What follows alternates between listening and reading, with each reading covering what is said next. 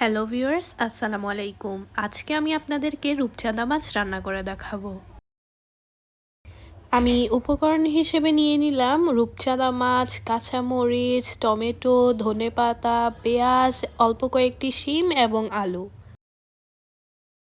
শুরুতে চুলায় একটি পাত্র বসাবো। এবার এতে পরিমাণ মতো তেল দিয়ে দিব। তেল সামান্য গরম হলে পেঁয়াজ দিয়ে বেশ কিছুক্ষণ কষাবো।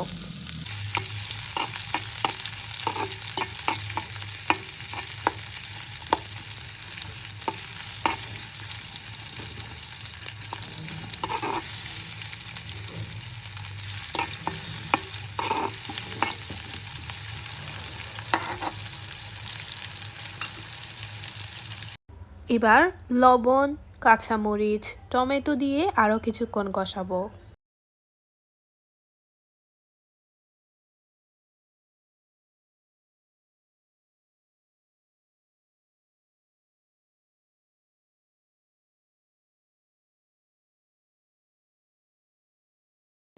এবার এতে হলুদ গুঁড়া, ধনে গুঁড়া, অল্প লাল মরিচ গুঁড়া এবং হাফ কাপ পানি দিয়ে 5 মিনিট মতো কষানোর পর মাছগুলো মশলার মধ্যে দিয়ে দিব।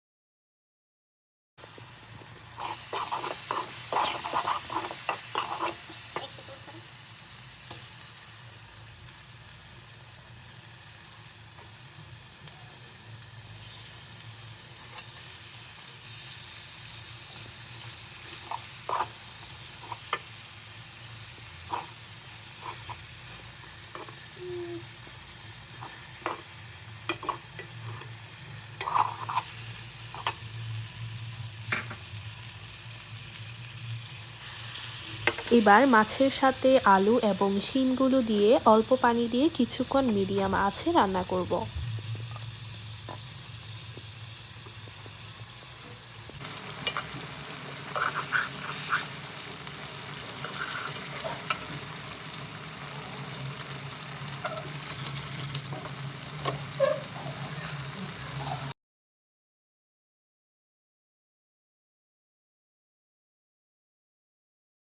এখন এতে টুকরো করা টমেটোগুলো দিয়ে 1 কাপ পানি অ্যাড করে ঢাকনা দিয়ে ঢেকে 10 মিনিট মতো রান্না করব।